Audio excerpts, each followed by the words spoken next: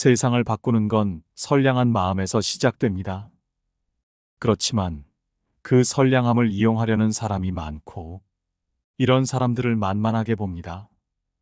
남들에게 만만하게 보이면 크게 낭패를 보게 됩니다. 따라서 만만하게 보이지 않으려면 단단함이 동반되어야 합니다. 오늘은 여러 고전과 현인의 말씀을 통해서 만만하게 보이는 사람들의 특징과 나를 단단하게 하는 방법에 대해 함께 배워보겠습니다. 영상 시작 전에 구독과 좋아요를 눌러주시면 더 빠르게 영상 제작하는데 큰 힘이 되겠습니다. 말을 지키지 않으면 나를 잃게 된다. 말이란 그 사람을 가장 쉽게 나타내는 것입니다. 논어에 자신이 말하는 것을 부끄러워하지 않으면 그것을 실천하기는 어렵다고 했습니다. 그런데 쉽게 함부로 말하는 사람, 말만 늘어놓고 행동이 따르지 않는 사람, 큰 소리치며 자신을 과시하기에 급급한 사람들이 있습니다. 이런 부류의 사람들은 자신이 말한 것을 실천하지 않습니다. 말을 쉽게 내뱉고 말 뒤에 오는 결과를 전혀 신경 쓰지 않는 것이죠. 심지어 자신이 말한 것을 까마득하게 잊어버리는 사람도 있습니다.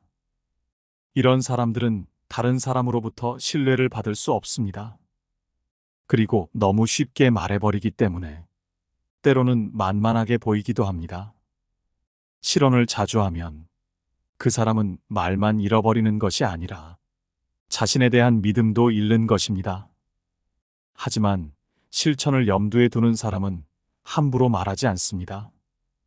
한 번 말한 것은 꼭 지켜야 하기 때문에 쉽게 말할 수 없고 약속을 남발할 수도 없습니다.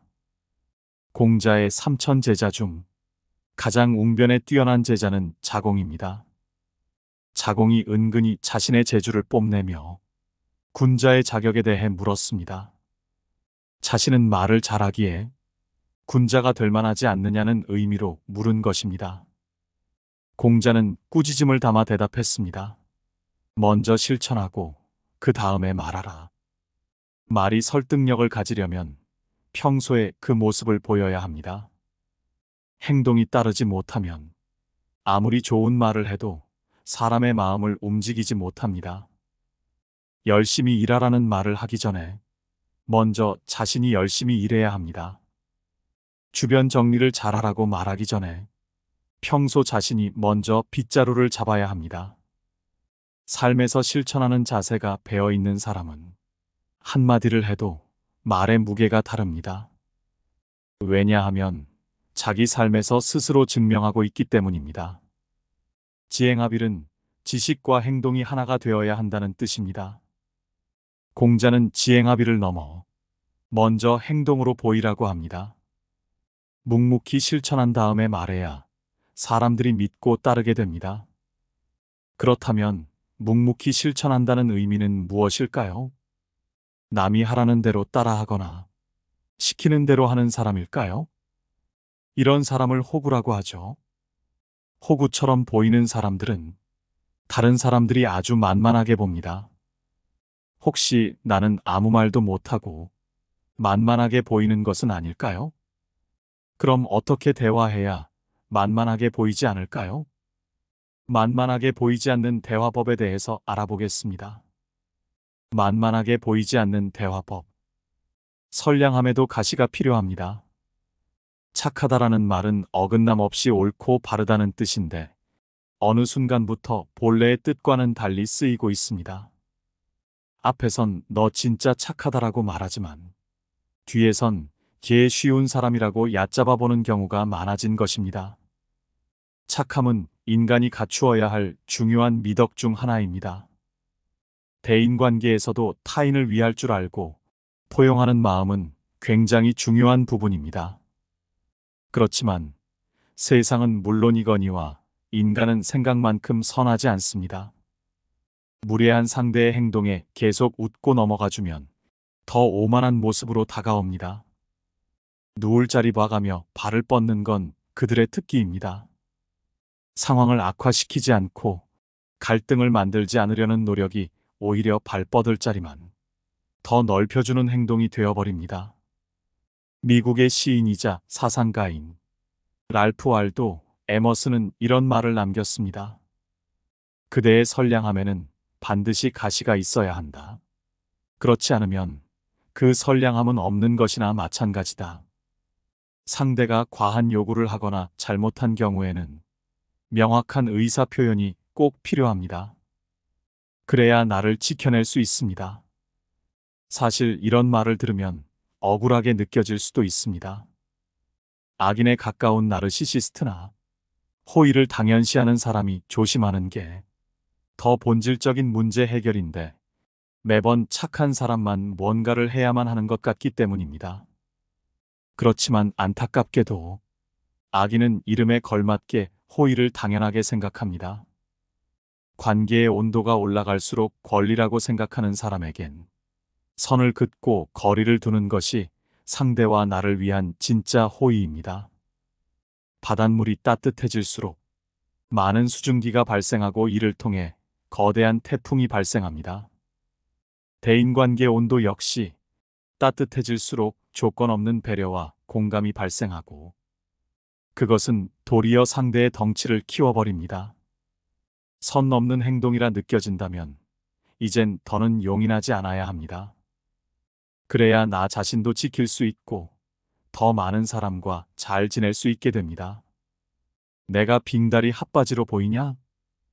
이 말은 영화 타짜에서 손장난질을 하는 듯한 고니에게 아귀가 한 말인데 많은 이들에게 회자가 된 유명한 장면으로 비속어이긴 해도 만만하냐? 라는 말보단 훨씬 가슴에 와 닿습니다.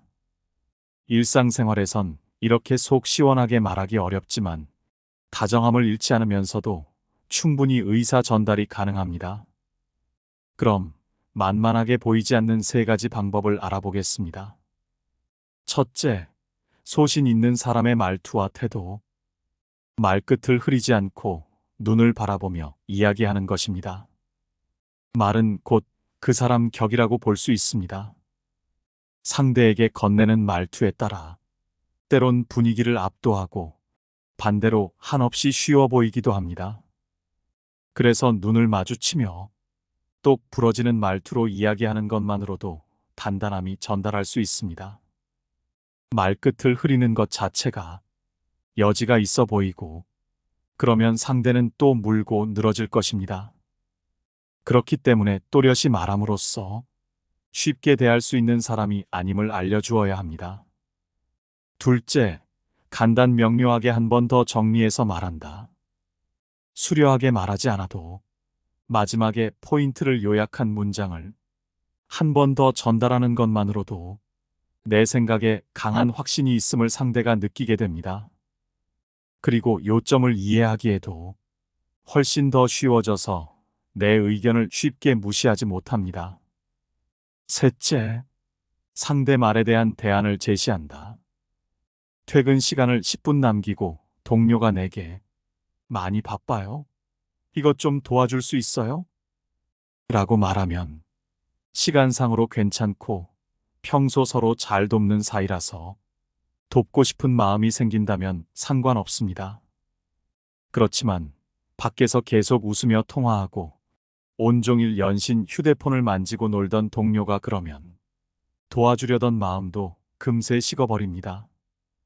거절하고 싶은데 쉽게 안 된다는 말이 선뜻 나오지 않는다면 대안을 제시해보는 것도 좋습니다. 오늘 약속이 있어서 어려울 것 같고 내일은요? 내일은 1시간 정도 괜찮아요. 한 번만 이렇게 대답해도 쉬운 사람이라는 느낌은 사라질 것입니다. 그래도 오늘 해달라고 하면 내일 근무 시간에는 잠깐씩 되는데 오늘은 곧 퇴근이기도 하고 어려울 것 같아요 라고 말하면 됩니다. 근무 시간 외의 부탁은 어렵다는 나의 기준을 상대에게 알려줄 수도 있고 단번에 거절하기보다 대안을 이야기하는 편이 말하기도 쉽습니다. 넷째, 웃기지 않을 때 웃지 않는다. 회사는 이윤을 창출하는 곳이죠. 놀러 온 것도 아니고 일을 하다 보면 화나는 일도 많고 억지로 웃어야 할 때도 많습니다. 게다가 나 혼자 사용하는 공간이 아니기에 혼자만의 기분을 전체 업무 분위기로 퍼지게 하는 건 바람직하지 않습니다. 그렇지만 때에 따라 그 분위기를 깨트려야 할 때도 있습니다. 선 넘은 과한 농담에 상처받았을 땐 그저 웃고 넘겨선 안 됩니다. 웃기지 않을 때 웃지 않을 용기가 필요합니다. 주변 사람까지 당황할 정도로 외모 비하부터 학벌, 가족 등이 선 넘은 말들에 상처받았는데 웃고 넘기려는 경우가 있죠. 무슨 뜻으로 한 말인지 되받아칠 수 있다면 좋지만 보통은 순간적으로 굳어버리기 마련입니다. 그럴 땐 적어도 웃고 넘기는 것만큼은 해서는 안 됩니다. 웃지만 않아도 분위기는 금세 싸하게 바뀝니다. 상대가 한 말로 갑자기 공기의 흐름이 바뀌었기 때문에 무례한 말이었다는 인식을 심어줄 수 있습니다. 상식에 어긋난 날선 말들이 난무할 땐 설령 그게 분위기를 깨더라도 말이든 행동으로든 표현해야 합니다. 직장에서 호구가 되지 않는 방법. 직장인의 퇴사 사유 1위가 직장 내 인간관계라고 합니다.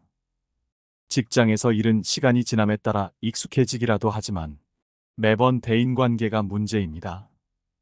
만약 무조건 남의 부탁을 들어주게 되면 자신의 일도 감당하기 힘든 때가 옵니다. 그러면 직장 상사들이나 동료는 이렇게 말합니다. 너 호구야? 자기 일 하나 제대로 처리 못해? 그거 하나 거절 못해서 이 난리야? 이렇게 남의 부탁을 잘 거절하지 못할 것 같은 사람을 호구라고 부릅니다. 호구는 늘 사람들의 표적이 됩니다. 왜냐하면 부탁하기 가장 쉬운 사람이기 때문입니다. 그러나 이렇게 부탁을 잘 처리해 준다고 대인관계가 좋다고 볼 수는 없습니다. 잘해주는 것에도 요령이 있어야 합니다. 그럼 어떻게 하면 호구가 되지 않을까요? 몇 가지 방법을 알아보겠습니다. 첫째, 웃으며 의무감 심어주기. 세계적으로 유명한 설득의 대부, 로버트 치알디니의 책 설득의 심리학에는 상호성의 원칙이 나옵니다. 사람은 호의를 받으면 갚아줘야 한다는 의무감을 느낀다고 합니다. 예를 들면 내 결혼식에 와준 사람이 청첩장을 보내면 가야 할 것 같은 부담감이 들고 보통은 다 가게 됩니다. 이것처럼 회사에서도 선의를 먼저 베푸는 것입니다. 그런데 호의가 계속되면 권리가 되는 세상이라 여기에 한 가지를 더 해주어야 합니다. 서로 도와야 하는 사이임을 넌지시 언급하는 것입니다. 도와줘서 고마워요라고 하면 아니요, 당연히 도와야죠. 대리님도 저 많이 도와주시잖아요. 당연히 서로 돕는 게 맞죠. 그러고 나서 나도 한 번씩 도움을 요청하는 것입니다. 동료인 경우는 간단한 일을 부탁하고 직급이 나보다 높은 경우는 일을 진행할 때 조언을 요청합니다. 도움이 일방적인 게 아니라 주고받아야 한다는 느낌을 사람들에게 인식시키면 도움을 요청하는 빈도수는 줄어듭니다. 그리고 상대도 내게 조심히 부탁하게 됩니다. 우리는 겸손의 미덕에 너무 익숙합니다. 아닙니다. 괜찮아. 같은 태도가 과하게 요구되는 사회적 분위기가 형성되어 있기 때문입니다. 그렇지만 지나친 공손은 예의가 아니라는 말이 있듯이 배려를 너무 과하게 베푸는 건 오히려 독이 될 수 있습니다. 괜찮다는 말도 좋지만 원래 서로 돕는 거라고 넌지시 언급해 보아야 합니다. 그리고 당신도 상대에게 간단한 도움을 구해 보아야 합니다. 호의를 갚아야 할 것 같은 느낌이 들고 도움은 주고받는 거라는 걸 알게 되는 순간 과하게 도움을 요청한다거나 권리처럼 생각하는 일은 현저히 줄어들 것입니다. 둘째, 작은 호의로 호감을 산다. 선의를 베푸는 것 중에 일을 돕는 것 말고 간식을 건네는 방법도 있습니다. 사실 이보다 간단하면서 효과적인 건 없을 것입니다. 때론 감정의 끈이 풀리기도 하고 사이가 가까워지거나 내게 다른 도움을 주기도 합니다. 작은 호의로 큰 호감을 사는 것입니다. 점심을 먹고 나서 오늘은 제가 사겠습니다. 매번 받기만 했었는데 오늘 보답할 기회를 주세요. 뭐 드시겠어요? 라고 먼저 말하는 것입니다. 그럼 상대는 좋아하면서 당신에게 호감을 가질 것입니다. 이것 말고도 포장된 간식을 책상에 올려놓는 것도 좋습니다. 젤리나 초콜릿, 스틱형 커피, 비타민, 일일 견과류 등 모두 좋습니다. 또는 3, 4시쯤 당이 떨어지는 시간대에 간단한 간식을 조용히 하나씩 쓱 건네는 것도 좋습니다. 만약 믹스와 원두 커피만 있는 사무실이라면 카푸치노나 카페 라떼처럼 다른 종류의 커피를 준비해 센스를 발휘할 수 있습니다. 다음으로 만만하게 보이는 사람들의 특징을 알아보겠습니다. 만만하게 보이는 사람들의 특징. 첫째, 다른 사람의 생각을 비판 없이 받아들인다. 남을 의심하지 않고 다른 사람의 말을 전부 믿는 것은 어릴 때부터 좋은 환경에서 자라고 마음이 선량하다는 증거일 수 있습니다. 반면 의심이 많아 사람을 잘 안 믿는 것은 남에게 속은 경험이 많거나 그가 선량하지 않다는 의미이기도 합니다. 그런 사람들은 매사에 남을 의심하고 시기심에 괴로워합니다. 단순하게 좋은 환경에서 자란 선량한 인간처럼 보이고 싶다면 사람의 말을 무조건 믿으면 됩니다. 그렇게 하면 저 사람은 순진하고 착하다는 평가를 받을 것입니다. 그러나 결코 지적인 사람으로는 보이지 않습니다.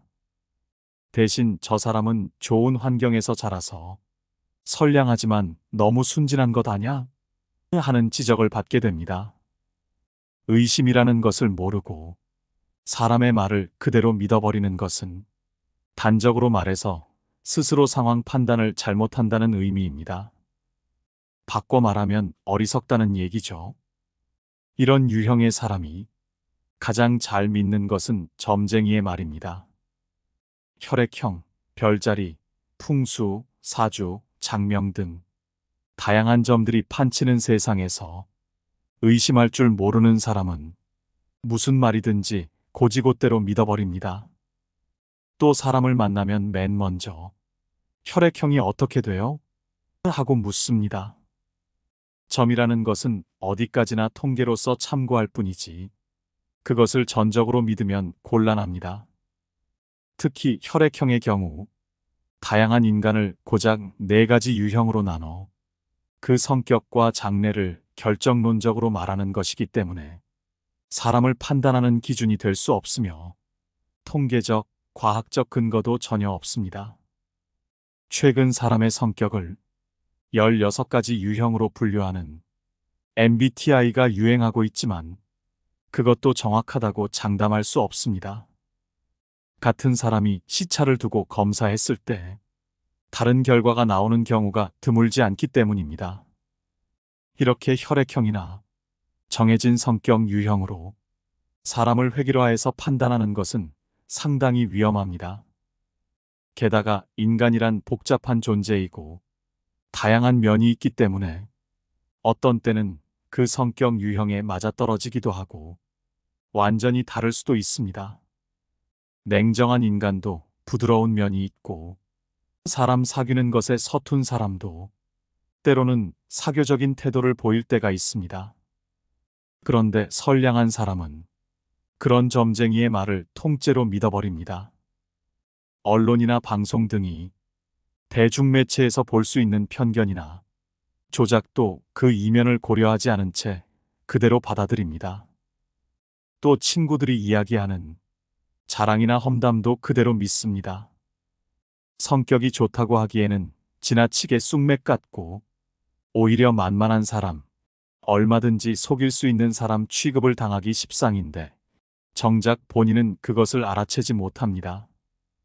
그리고 그런 사람은 자신이 선량해서 모두 자기를 좋아한다고 믿고 그것을 자랑으로 여깁니다. 무엇이든지 잘 믿는 사람의 마음을 고치기란 쉽지 않습니다. 이럴 땐 일부러 선의의 거짓말을 해서 쉽게 믿는 것의 단점을 자각시켜주는 방법을 써볼 수 있습니다. 이런 사람은 범죄의 대상이 될 소지가 충분하고 악의를 품은 누군가에게 속아 넘어가서 언제 어디서 중요한 정보를 술술 얘기할지 알 수 없습니다. 그래서 평소에는 그 사람을 이용해 먹지만 중요한 일을 결정하거나 비밀을 유지해야 하는 상황이라면 이런 사람은 오히려 제외됩니다. 혹시 내가 그런 사람은 아닐까요? 의심을 모르는 사람은 오히려 아무도 신뢰하지 않습니다.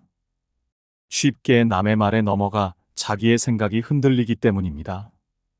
무조건 남의 말을 믿는 사람보다는 의심을 갖는 사람이 오히려 신뢰받는다는 것을 알아야 합니다.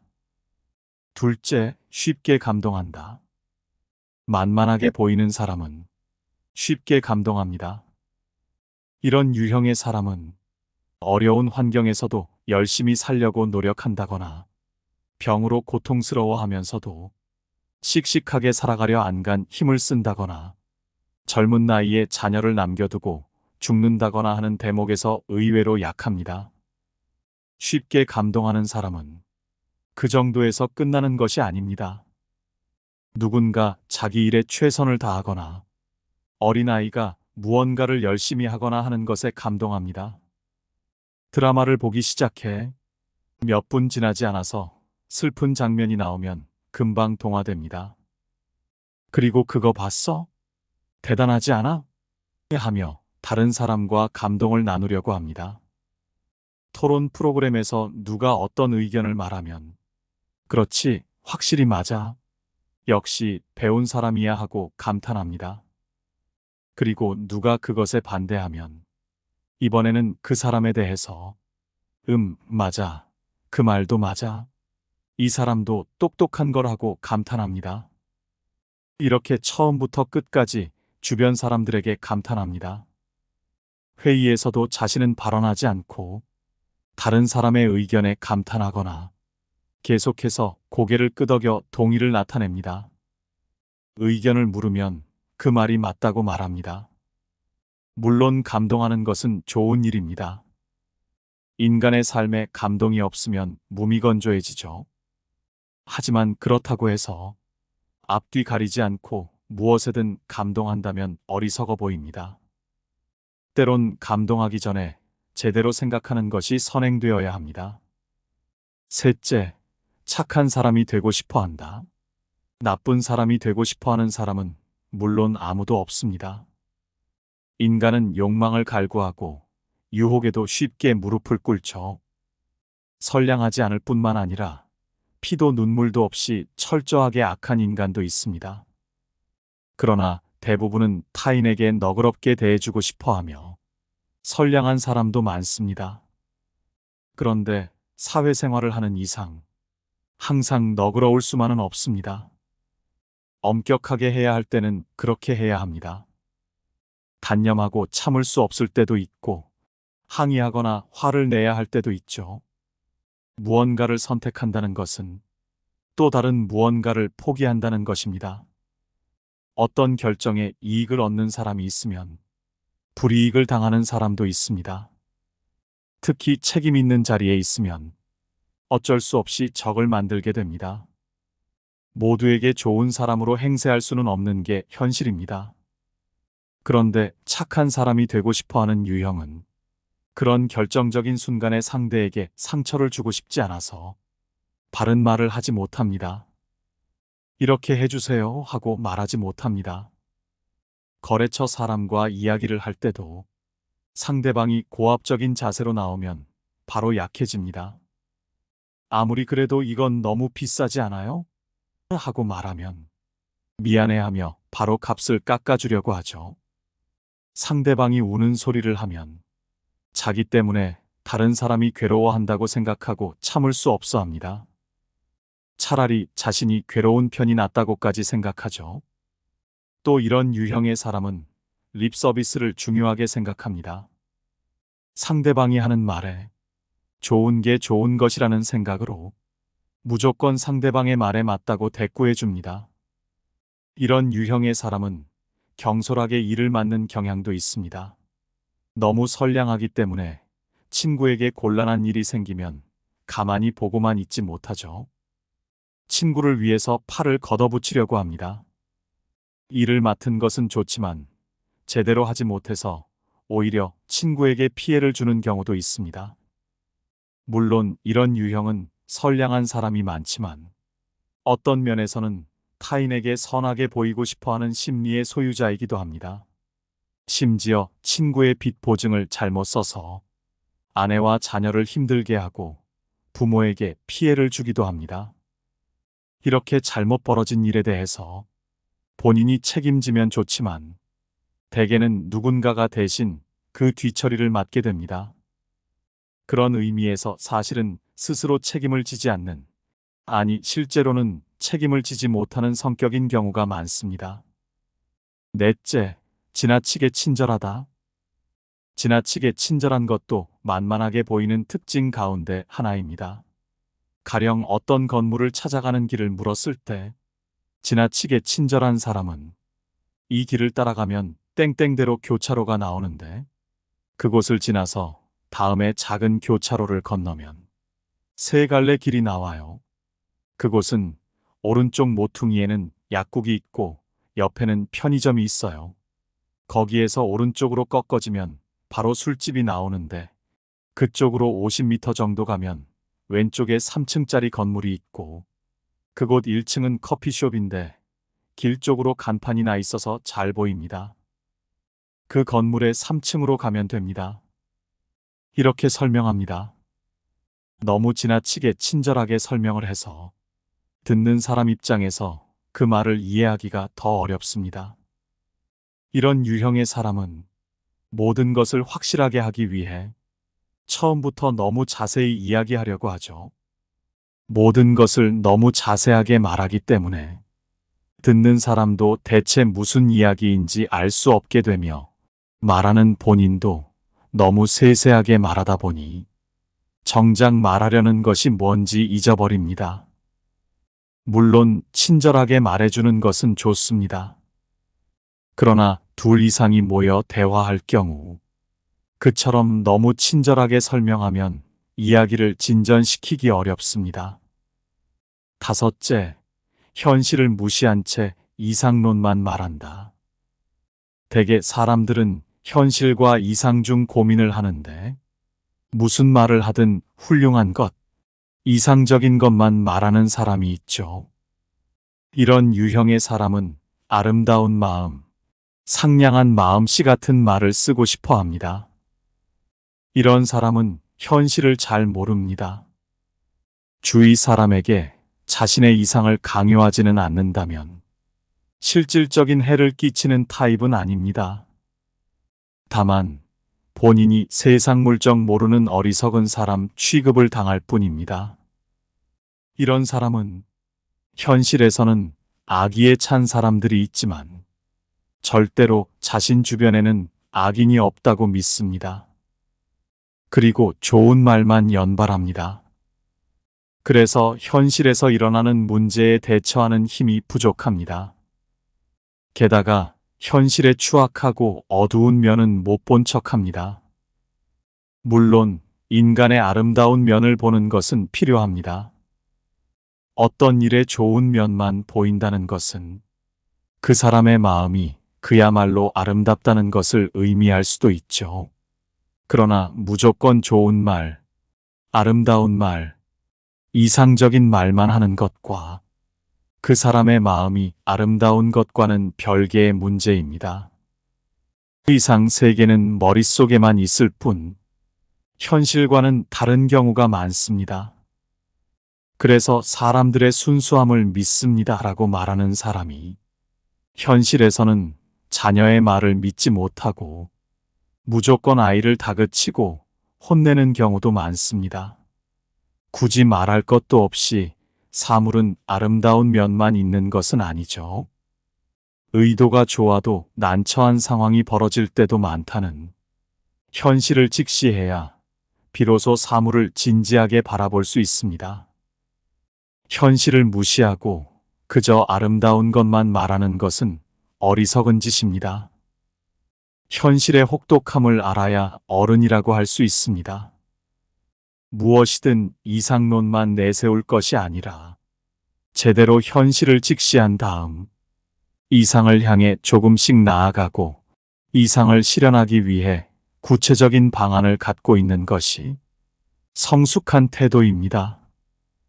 오늘은 세상을 살면서 만만하게 보이지 않고 당차게 보이는 사람들의 대화법과 만만하게 보이는 사람에 대해 함께 공부해 보았습니다. 삶을 살아가는데 선량함이 필요하지만 남들에게 만만하게 보이면 항상 손해보고 크게 낭패를 당할 수 있습니다. 때로는 남들과 타협하고 필요에 따라서 거절할 줄 아는 용기도 있어야 합니다. 오늘 전해드린 말씀이 비록 작은 것일지라도 여러분의 삶에 조금의 보탬이 되었으면 좋겠습니다. 그럼 이상으로 지혜 명언을 마치겠습니다.